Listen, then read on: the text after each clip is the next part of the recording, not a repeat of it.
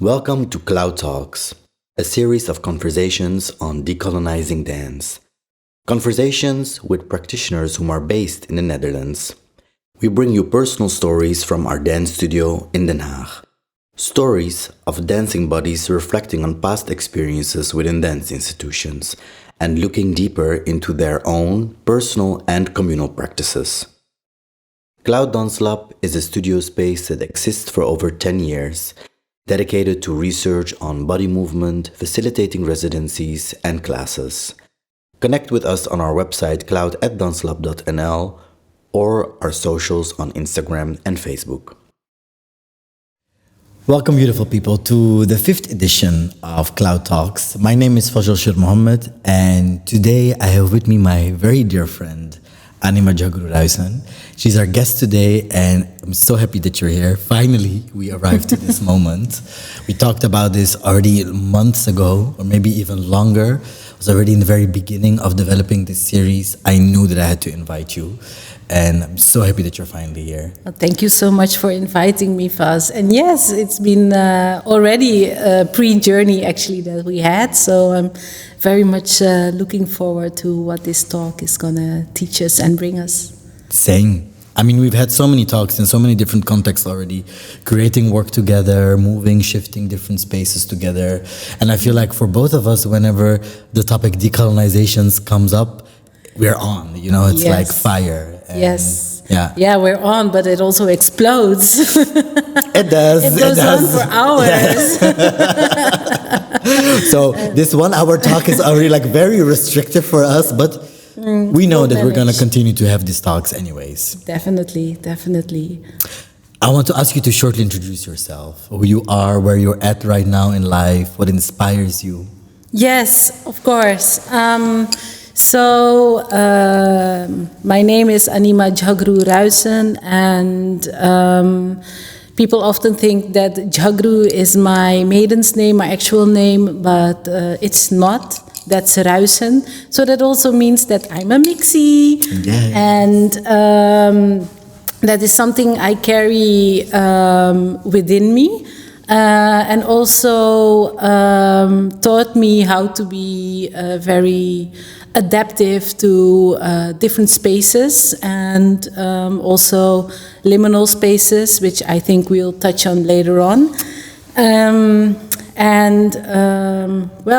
One of the things is, for instance, that I'm born and raised in Middelburg by a Surinamese Hindustani mother and a father from the Netherlands, from Zeeland, so he's Zeeuws, and which is also interesting because the Zeeuwen, they also had quite a share in trafficking enslaved people,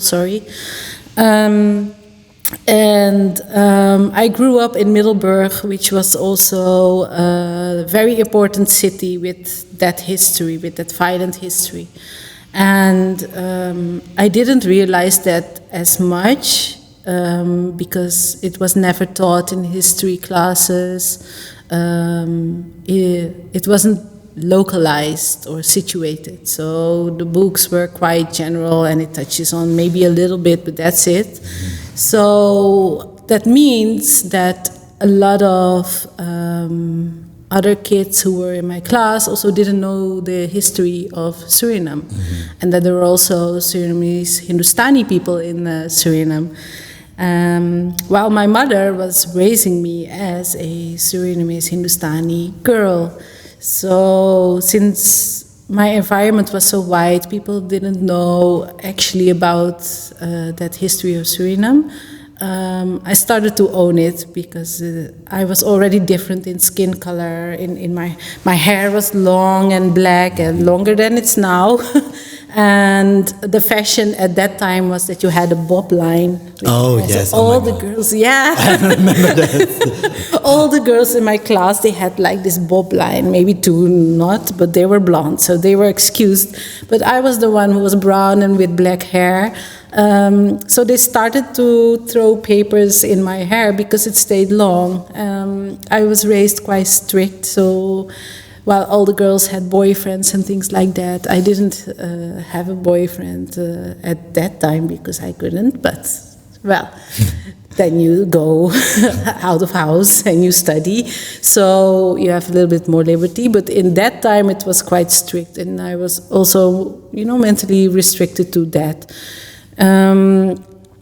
So since I was treated differently, and I knew I was different, I started to own what my mother also taught me about being Surinamese Hindustani. So I started to talk also about when we had to give presentations for school about Surinamese Hindustani stuff that we did at home, the celebrations, since my mother also raised us with Hinduism. We also had pujas at home, so I started to explain the pujas. I had a little project, a research project. It was about Bollywood. And then I was talking about, but I don't want to do any Bollywood movie, but it had to be Kya Kehna, and that is a movie, I don't know, do you know it? I remember vaguely. Kehna. It's with Preeti Zinta. Oh, yeah, okay. And she got pregnant before marriage. Oh, lovely. Yeah. So the social issues raised in that Bollywood movie was also something that inspired me, like, oh wow, so these are also things that you can discuss actually. So those were the little seeds that still resonate within my works today, because the sense for fighting for a more just world, and specifically here in the Netherlands also for other women of color, is something that I always did, maybe not that conscious. But since I actually, got familiar with the thought and the practices of decolonization, also through you, that gave me language also. And it made so much sense. It connected with all the experiences I had before. So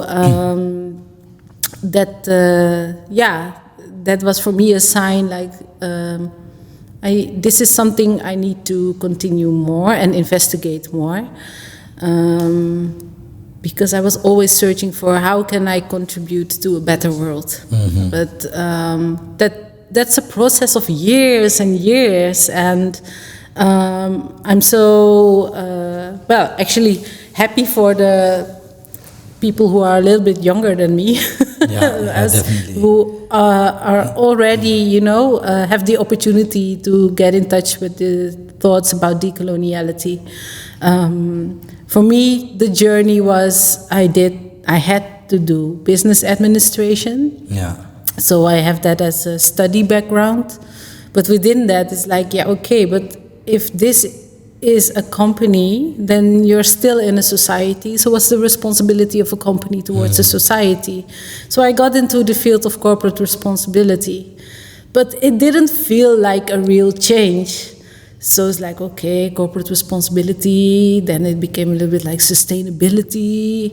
But actually it was all kind of little changes within a system that was already there. And especially with business administration, a capitalist system which was already there. So, okay, corporate responsibility, sustainability, it doesn't feel like this is it.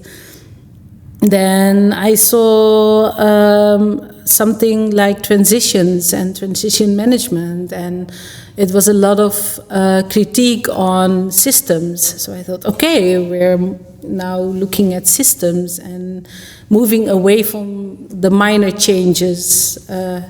This might be something. So then I was looking into that, and it's like, okay, it's socio-economic, political system, but race wasn't touched in that thought. It was very white.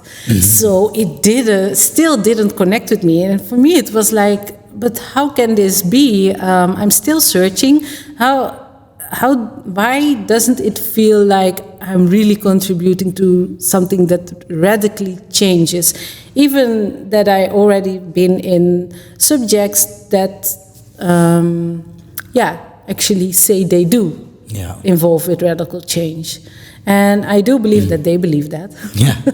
But yeah, I went to one of your works, and there it was Anushthan. Yeah, and that's, I think, where we also for the first time saw each other. Well, when we had the conscious meeting, I knew about your existence before that. Yes. But yeah. True. I remember the message on Facebook that I never replied on. Sorry for that. No. That's okay. Well, now it's publicly recorded. It's there. But honey, that's okay. But yeah, it's nice. It's interesting how that journey already, because I know you as a dancer and I know you from your dance practice, and this is how I connected from Cloud danslab to you in the first place. But we never had a personal encounter. It was only till, I think, that period I first came to see a performance of you, I think, here in Den Haag as well, at Dakota.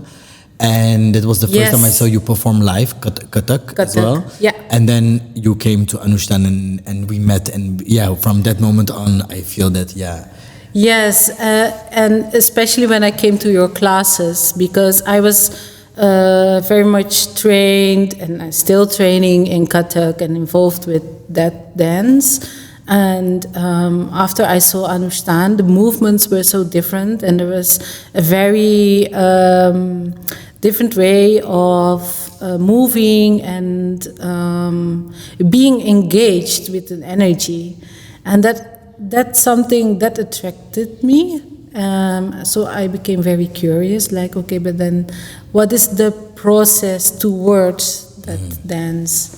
So I came to your classes, and then you explained also about the heart and the hara, and it opened up a totally new world for me. And together with the term decolonization, I started to investigate that more, to get a little bit more familiar with that thought as well. Yeah. There are so many interesting things that you've already said. And of course, I find it very important and beautiful, first of all, that you also are taking this introduction really as a space to talk about the multifaceted person that you are, right? You come from a history, you have a specific cultural upbringing. You talked about how your mother very consciously raised you with a certain awareness about your roots, right? Being a Surinamese Hindustani woman. And then you also have this background within business administration. Am I saying it correct? Yeah, business. Yes. Yeah, business. Stuff. But which really brought you to very interesting questions. But of course, there's also the dance in you. I mean, this is where we started to connect, but maybe you can share a little bit more about your history, your trajectory in dance. Yeah. Also, maybe to what extent it was connected with this sense of your mother also specifically raising you as a Surinamese Hindustani woman. How do you see that connected? Exactly. So this is kind of the context where I grew up and how I developed, and that's always a kind of a parallel in my life, which is now coming more together, because the two have always been a bit separate: study, upbringing, plays, and then I had dance, and I had later on also henna, and drawing was also always there. So we watched a lot of Bollywood movies. Mm-hmm. Yeah. And those were amazing times, because even if it was we had videos and they were all illegal. So you rent them, but they're illegal videos, and they were here. So we could watch the movies, and sometimes there was a fly in the screen, and then you saw a insect moving it away. I remember this so well. Yeah. And how vague. Now we have the phones with too many pixels, but then it was a little bit vague. But you could see the movements, and it was still there, and the whole energy was there, and the songs.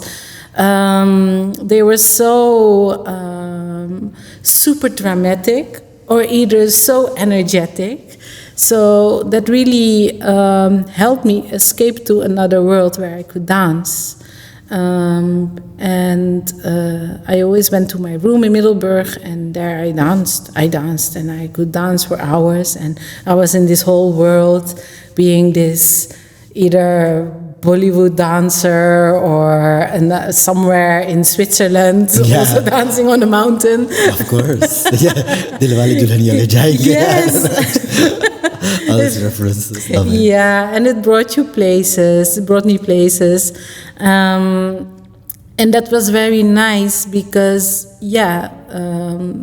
there's also another side to the upbringing that is very strict.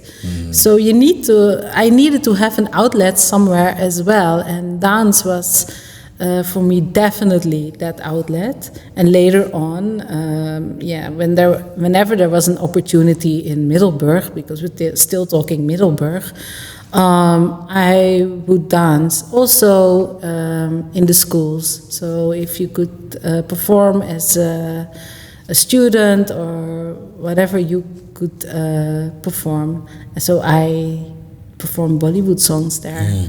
And my uncle also had he traveled to India, he brought back saris or some clothes, and we also did fashion shows. And then, in Middelburg, like, these are the Indian clothes that we wear. Those were also the clothes that I could dance in. So I taught myself a lot. Obviously, there wasn't a school there. And I did some ballet, but my mother wasn't too happy about ballet, me doing ballet, so that stick to only 2 classes. And it was gone. That was quick. No ballet, So I actually touched upon it, but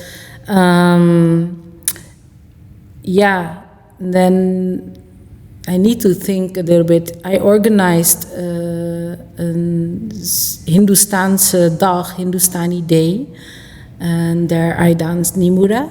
During your studies, or? That was during my studies. So we're talking about 2004 now. Yeah. And I organized that, and there I started to dance Nimura. And there's like, people started to ask me, do you also teach?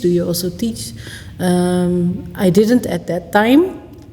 I started to teach the dance, I think, I can't remember exactly anymore. I think around 22 or 26 year olds. Teaching, but before that you would also already you took classes before already, no, the Bollywood classes, I just started teaching, and I didn't have any classes. Okay. So the Kathak came in much later. Much later, I was 26 when I had my first serious Kathak classes, really for a longer time. I graduated, then I went to India, in Punjab, and there I got my first Kathak classes. But I was 26. Yeah. So I didn't grow up with Kathak or with the idea of like I want to become a Kathak dancer. No, the dance was my expression and my outlet, and that was through Bollywood because that was available. Exactly. Yeah. So how was it then already for you to arrive in this different context in a way? I mean, in a larger context, you could say, relatable, right? Because Kathak, Bollywood, India, South Asia. But I also know that they can feel sometimes as worlds apart. So I'm curious to hear more about how that was for you to have this inspiration as a young girl growing up, particularly inspired by Bollywood, and then stepping into the world of Kathak, basically. Yeah, I think because I taught myself, I wasn't really aware of how to use your body as a dancer. You just move and you imitate movements, and then you make your own choreographies. But I felt like Kathak is not something I can teach myself. It needs to be taught to me, because I felt that there's some kind of system behind this. So since that already existed, that vocabulary, in that sense, Bollywood can be more free. You can it's already a mix and quite recent dance because it's a film dance. But Kathak was there before film was there. Yeah. So you already feel like, okay, but this is some kind of heritage, of lineage, or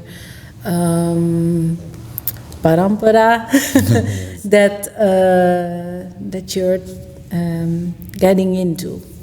But what I didn't realize is that also comes with the whole culture around it as well. And for me, it was something like, oh, but now I'm learning something structurally with so much thought behind it and so much philosophy behind it. So that was really inspiring. And the stories that were told in Kathak, those were also similar to the stories that were told to me. Also, maybe in pujas and what I read about the gods in Hinduism, and then suddenly you have to portray that god in your dance. Beautiful. And with Kathak, that's a lot of pieces are about Krishna. So, and I asked for my 19th birthday, I think I asked for the Bhagavad Gita because I wanted to read that. And that is a song sung by Krishna. So that resonates so much. So I really felt like, oh, but this is something I can dive into more. Yeah. And another aspect was rhythm. I'm not that much of a rhythm master, but I do get it. And I do have rhythm within me. And since that resonated so much, like, okay, in Kathak you need to do in a cycle of 16 beats, and within that cycle you vary with all kinds of compositions, different rhythmic patterns. And that was so much fun. You can... Yeah, I just became addicted. Every time you're just like clapping in your hands, you're saying the words that are taught to you, and the trick is always to end on the first beat of the next cycle. So that's called sum. And then you're just practicing, and sometimes it's immediately there, you grasp it, and then other times it's like, I really need to practice on this one. I'm not that much of a natural talent, but then that whole process of grasping and then controlling the rhythm gives you such a different sense of time. And that's fantastic. That's Wow. really something. And that's something... Yeah, I couldn't learn on my own in that time. I think now you have YouTube, you can have a sense. But still, if you can learn it from another person and share that rhythm, you know, body to body, that's such a different feeling. Yeah. I hear so many beautiful, interesting things coming together, right? Because it's both, there's a spiritual aspect. You specifically name out the rhythm, so the rhythmical aspect, but also the systemic aspect, right, of what Kathak brought to you, which in a way also felt as very inspiring to you, if I understand correct. So then maybe moving a little bit forward into life. I mean, of course, we don't have to be linear in time. Oh yeah, totally break with because we don't have to be linear.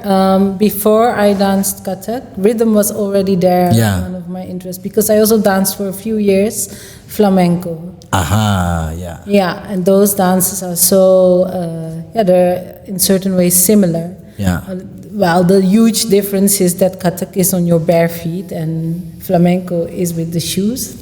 So that was a big difference, but the rhythms were there. Aha. And the posture, standing straight, is there in flamenco, it's there in Kathak. Yeah. And what I do see is, in that sense, that the techniques also used maybe from ballet are also coming back in the flamenco and in the Kathak, as you're grounded, but you're also very light and airy. And that is one aspect I really had to work on, and still always have to be very conscious of, because I tend to go down to earth. So also dance a bit heavy in that sense. Yeah. which interesting. To me automatically resonates as nice. Yeah. But you have to learn it or remind yourself of this. Why specifically? Because it has this technique of clapping on the ground with your feet. So, yeah, I'm right now, since you were also asking in which phase I'm now also in this phase, like, okay, but when I'm dancing more heavy and grounded, yeah, it's also a bit more heavy for my body maybe. But why is that so, why not? For instance, why is so much emphasis on going into the air and showing the lightness? Because there's then, instead of grounding, you're using earth. And I'm now in this process of, but I want to ground more, and my dance and the life of earth and Mother Earth, and literally earth, also feeling the mud. Yeah, that's something that either in flamenco or in Kathak, I haven't experienced it so much yet there. While you're doing with Kathak is, before you start dancing, you do greet Mother Earth with the Bhumi Pranam. So it's there. Yeah. But I think the way Kathak developed also as a dance, this is my version, and not only my version, it's also an investigation from, I think her name was Margaret Walker, a critical history of Kathak dance. Right now, the dominant story is that it is a temple dance, and from the temples it also came to the people. But the critical history also tells us that it came from traveling communities.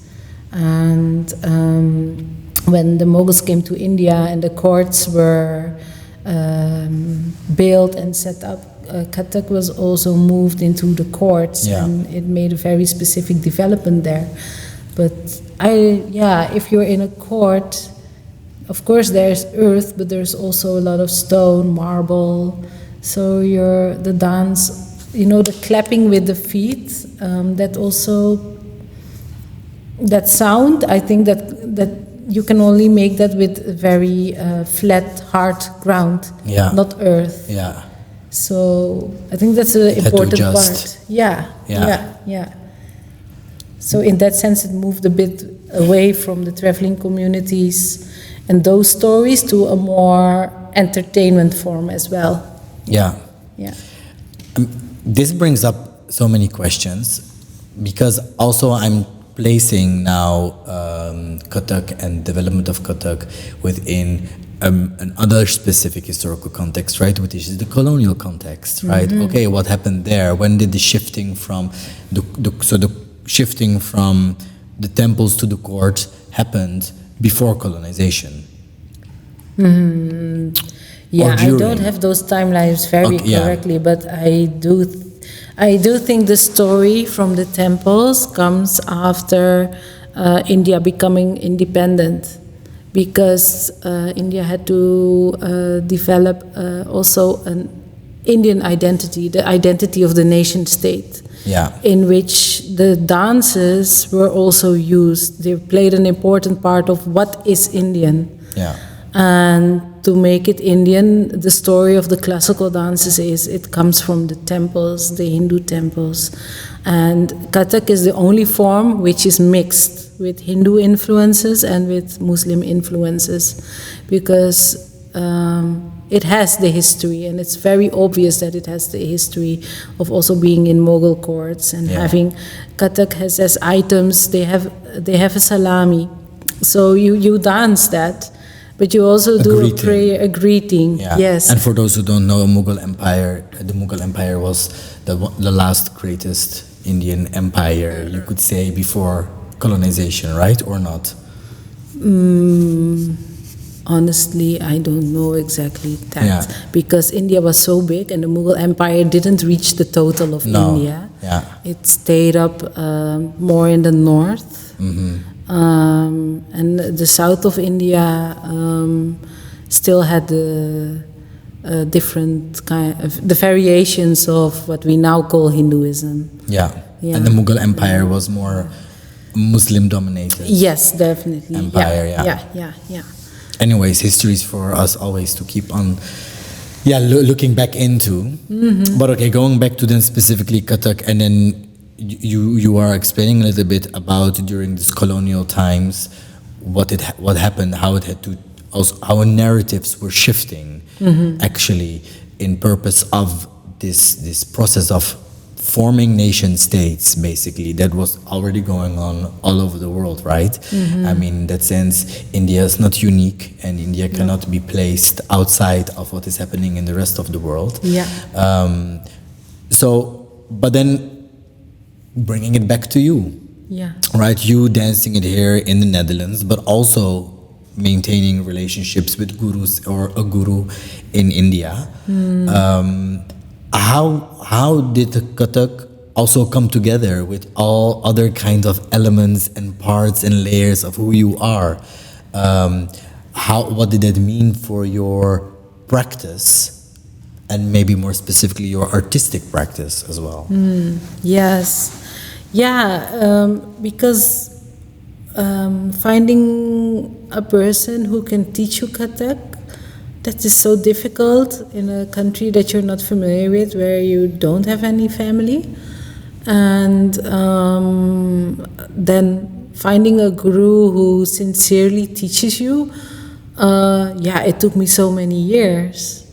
Also to connect, right, with the guru, also as a person, because you can teach, but it can be very functional, and I've also experienced that. It's like, okay, you just give me your money, I teach you, and you go, bye.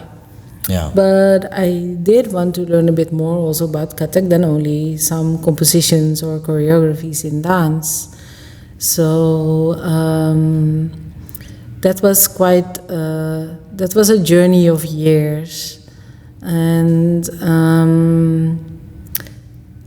since that was such a big search, it took up a lot of time actually also from me.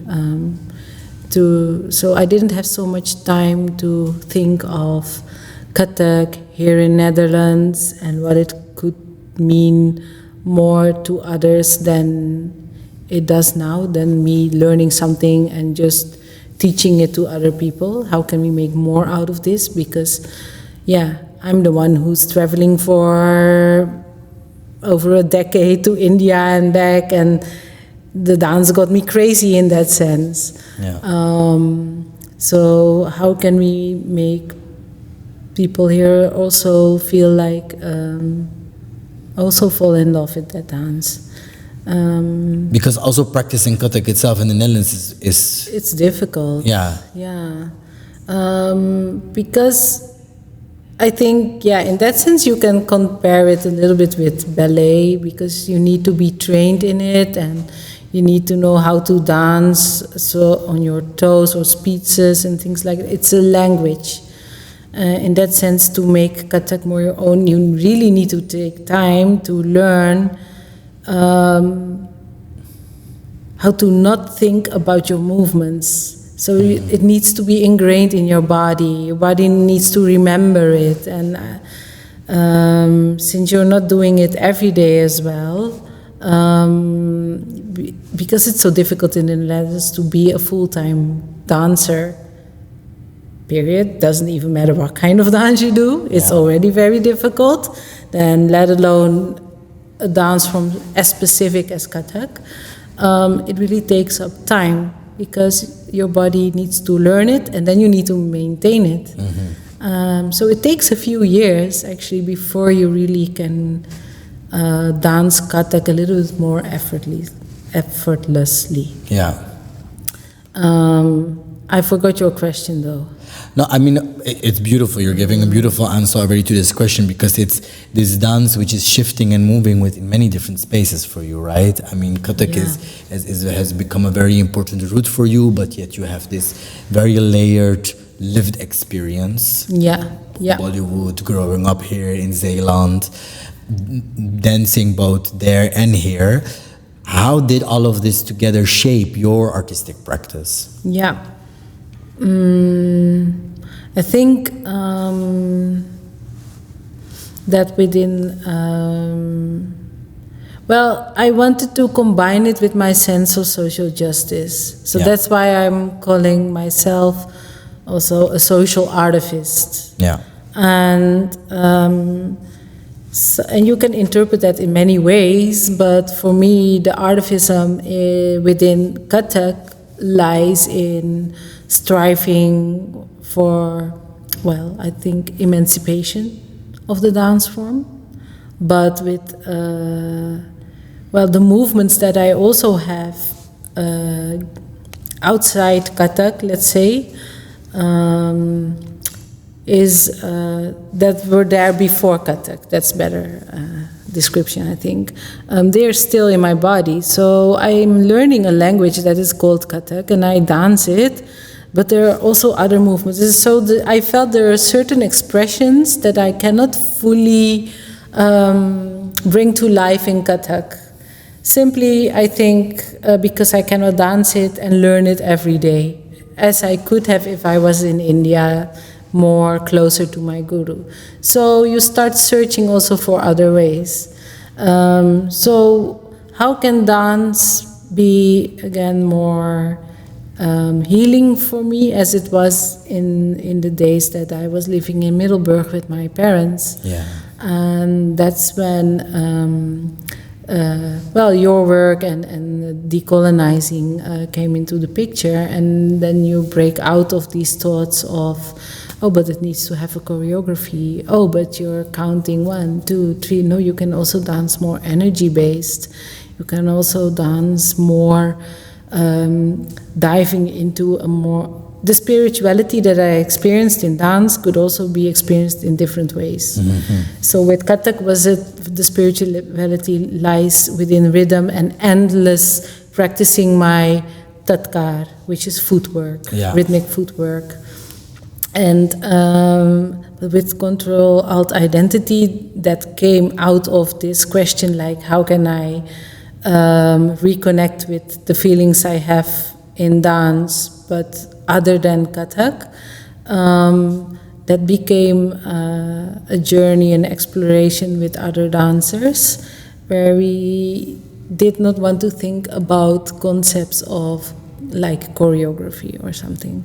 And what I did learn from that process was also for the other dancers who were there, I had to start with the choreography. Like, okay, but how do we dance then? Yeah, well, okay. Maybe I'll just say 5, 6, 7, 8. We start from here, and then we'll see what movements live within our bodies. What do our bodies actually tell us? So shifting the focus from my mind and an idea about how a dance can look like to, no, we all have bodies. Our bodies are also living archives. Our bodies are earth. Our ancestors are also living through our bodies. What stories come up? Not necessarily in words, but in movements. Oh, giving me goosebumps here right now, of course. I mean, yeah. Yeah, and I think that process really started when we made Umat together. And I think I can also see a shift within that, how I dance and show emotions in Umat towards, now we're 3 years further to how it's becoming now. Because at that time there in Umat,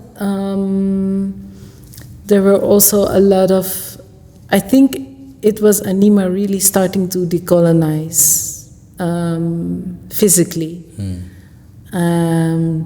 And that process came also with a lot of pain / strength, because it's always at the same time for me. And that's what you also can see in Umat. Yeah. While in Control Alt Identity, it moved further, that process, also into diving into what is causing it. Where does the strength come from? Where does the pain come from? Where does the love come from? yeah, and where does the resistance come from? Wow. I mean, for those also who don't know what Umad is, it's a short film that we made together on the spiritual process of decolonization. It will be also an opportunity for you to go and check it out at the exhibition Sense of Brown, which is going to open in September, but it's open till the 18th of November in Amsterdam, Civica Zuidoost. I will drop a link so you can go check it out, but also, of course, follow us. But I also want to talk more with you about Control Alt Identity, because it's been such an inspiring and fascinating project already so far. It's been now a few years already that this project has been developing, and it's so layered, right? Dance is a very important root of the work, but also within that project itself, it actually became a community more than a project, right? I would say. Yeah. So could you maybe share a little bit about what kind of elements you work with there, and how you work as well, and what does decolonization mean to you? Also, maybe specifically within the context of that work. Control Alt Identity started with the idea of me dancing a solo performance. So that was also, that idea was there before Umad, even when we were working together. Then Umad was developed during COVID. So we were also in isolation or either dealing with strict or a little bit more loose rules, but it was there. And Control Alt Identity, I wanted it to really be also a space and a contribution to society, especially to women of color. And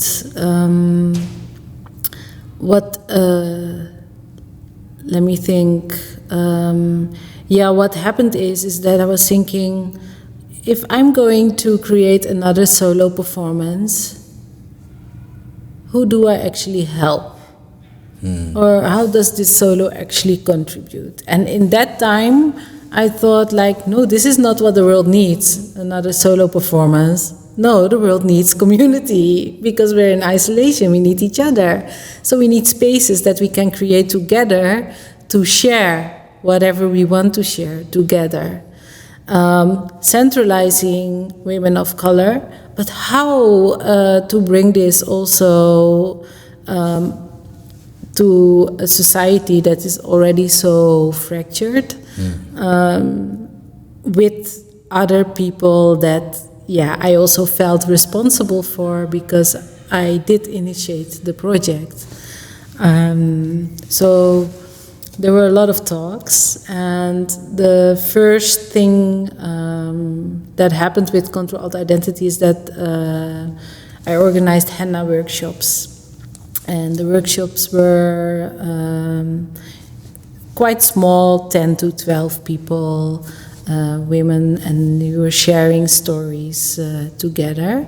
And those stories, it wasn't very strict. So it is whatever comes, whatever the henna tells you, whatever memories you have, or whatever you carry within your body, you can travel to that space and translate those feelings to a henna design. And often the stories were so elaborate that the designs were not created in the workshops. So everybody took the cones home. They got to process what happened and then still made a design if they wanted to. So that meant for me oh my God, there's so much to be shared, and there's so much that we've been missing out, because words like sisterhood, togetherness, connections, this is something that I've always missed. Why are we always so mean to each other? Things like that. It's okay, so this is really something that we needed. So those henna workshops are still there. It also became a part of Control Alt Identity, but it became a separate activity because it was intended to become a dance performance. then from those workshops, I invited also the women that they can participate in a dance performance if they wanted to. And there were no, how do you say, restrictions or criteria, or you need to have a minimum of 2-3 years of dance experience, you need to have this, that, everything that defines a quality. So I just threw out the window this quality idea and said, no, we need to connect. We're going to do something very different. So 3 other dancers eventually, Ruby, Shavita, and Sheila, they also, we became the 4 of us. And the 4 of us also became one. And that is something that we created where I could, together with them, step out of this idea of fixed ideas and just using bodies to make those happen. No, the bodies were telling us, and then a story was created. And while we were doing that, I got also in touch with a lot of other women, also through the workshops. But, you know, then you discover also a new generation who did go to art school, for instance, or who did follow their passion in fashion schools. And it's like, oh, wow, okay. And there's not that much of an age difference, maybe 10, 12 years. But, yeah. But there is. Yeah, they've been leaps for mankind. Yes. Yeah. Yes, and then it's so inspiring, and it made me so happy. So it's like, no, but then people also need to see you, and people need to see you, and people need to hear you. So then Control Alt Identity, it became like an exposition, it became a dance theater performance, it became with workshops, it has experimental performances. Like lecture performance. Lecture performances, exactly. We have,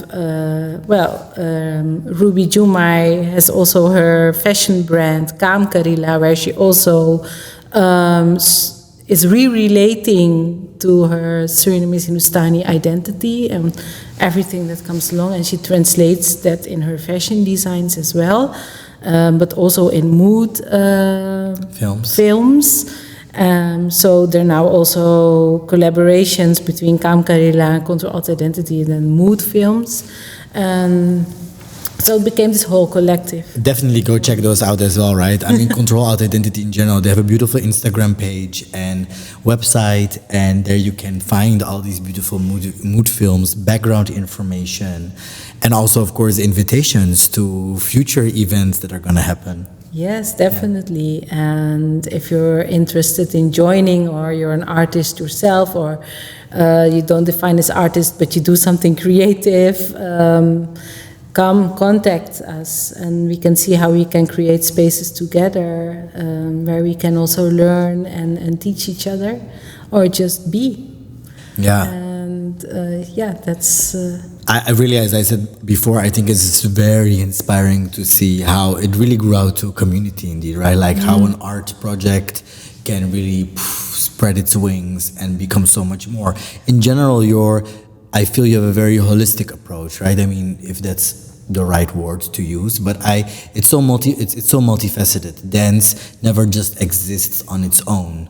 It's always there in relation to, and also, of course, because it has very specific cultural significances, different layers play into it. So it has a very multisensorial approach as well. Different rituals are often part of your work. You invite senses of people in different ways into the work, both visually, but yeah, as you said, at this energy, it's more energy-based work. And I think we have much more to say about all of this, but I want to go, I mean, not off topic, but a little bit more specifically into the direction of the meaning of liminography in your work, or liminal spaces, That was specifically the term we used. And liminography is Zuleika Sheikh's approach. Yeah. Definitely, exactly. Also, definitely something to look into. So it had to be mentioned. Really, yeah. And but yeah, these liminal spaces, but also the colonial difference, right? That you see, that you experience, but also again from within your own artistic practice and how you perceive the world around it. Yes. That's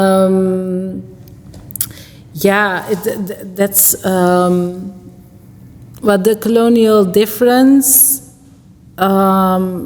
is a place where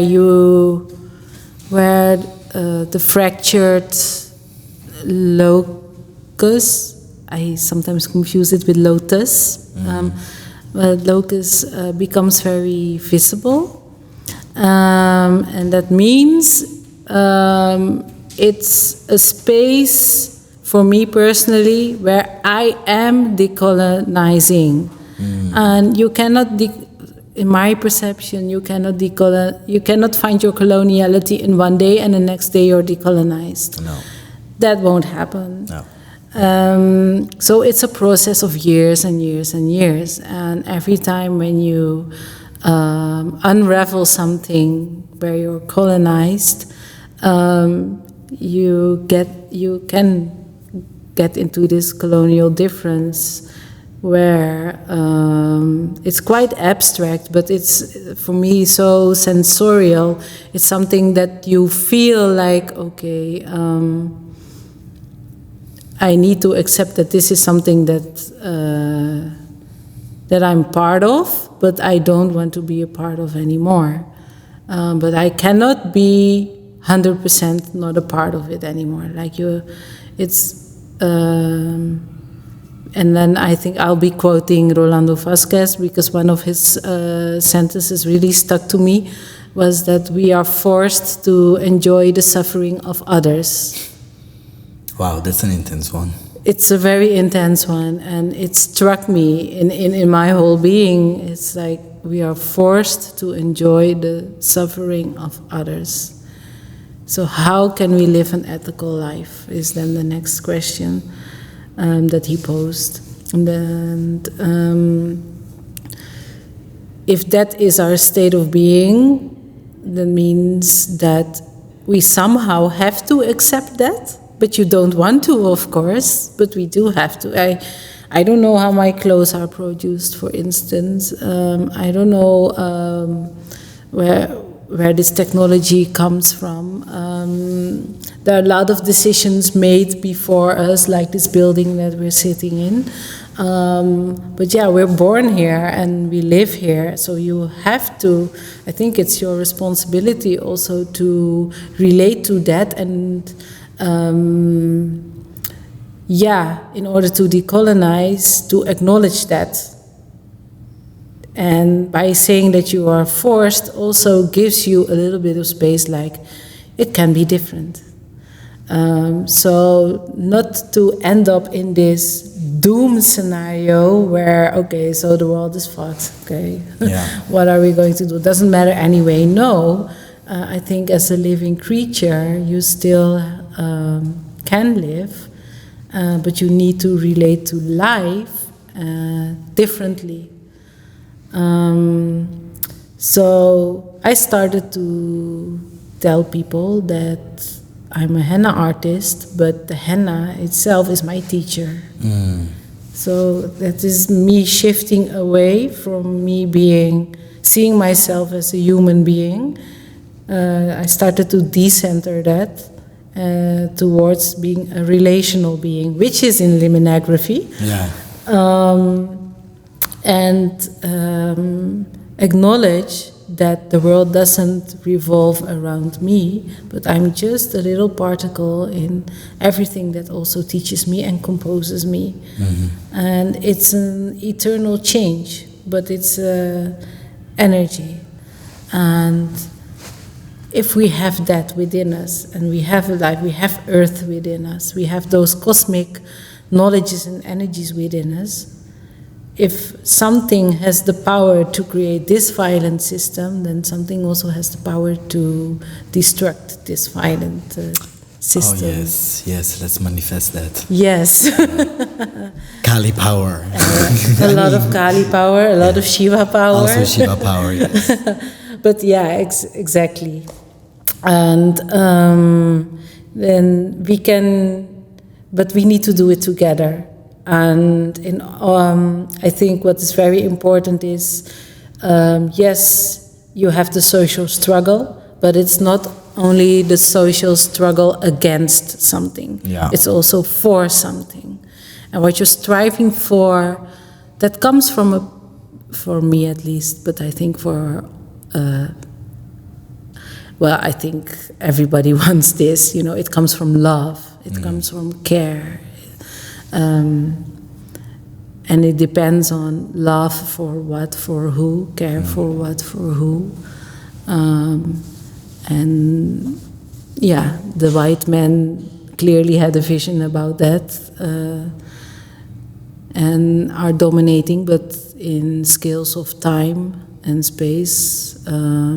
Okay, it's only been 500 years. Yeah. They feel like a very long 500 years, but it's only been 500 years. Yeah. In that sense, not to degrade it or devalue it in that sense, but there was a time before, and there is a time that we can still transform to another time. Yeah. And that is something we should believe in as well and work. And that it won't change completely in your lifetime. That doesn't matter, because if you think like that, then you're centering yourself again. Yeah. No, it's in Earth, in this cosmic energies life, that it will happen. Yeah. And you do that with your body, with your people who are around you. You can do that together. And this is also why I feel that this is so strongly connected to your artistic practice, right?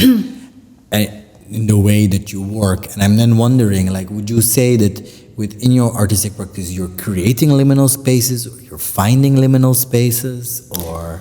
Yeah, in the Netherlands, we're definitely creating. Yeah. We did not find them. Yeah, you should find them, yeah. No.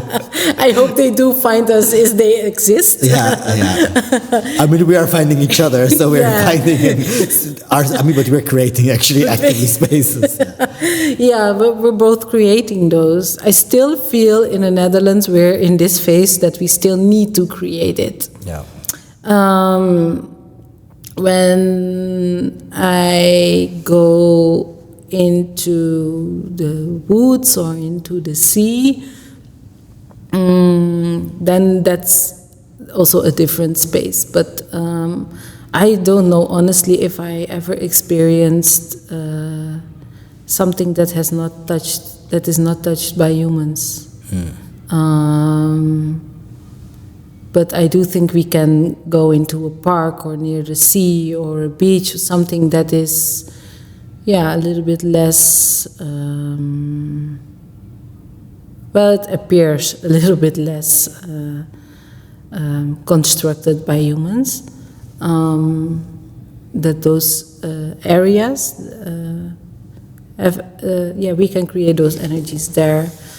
I do hope and would say can strive for that, those liminal spaces, that we can also find them or they find us more. Yeah, because creating them means coming together, but also finding your people and then organizing and then dealing with the institutions in order to use those spaces. And so that is always a lot of violence that happens before you can create it. Yeah. Yeah. We should have it. I don't know how we should buy land or something. Yeah, ideas. Lovely ideas. Yeah. Or, I mean, there are a lot of ideas going through my head right now. But, I want to thank you so much for all of this. I have I have so many more questions, to be very honest. But I know we will continue those conversations, but for now, I just want to ask you this very last question for today, and it is: where does dance live in your body right now, or does that question not even resonate with you? Does it not even exist within the body? Maybe it exists somewhere outside the body. I don't know. Yeah. Well, yeah, I was thinking about that question. I think, but we still call it dance. Okay. Yeah. So then, how would I think about dance? It's the movement. It's the groundedness that we experience, and it's the sharing of those energies that our bodies are. It's also the question, like, does that energy or dance end with your finger here, or does it resonate further? And it definitely resonates further. It's transferring and it's transforming. So when I see you dancing, then it comes to me, and I also want to move. So where does dance live? It lives, yes, it lives within my body. It lives outside my body, because my body is in relation with everything else that there is. Wow, what an answer. Love this. I mean, I've been asking this question every time to everyone, and of course, even if I ask this question to myself, each time I find myself in a different space. I mean, sometimes I feel like locating it in a very specific part of my body, but which can be very a physical part of my body. But other times I also feel like I want to speak more in energetic terms of my body, in what energetic layer. Like, is anger often a space maybe where I even start to move and dance from? I don't know. Like, maybe topics for other times to discuss further.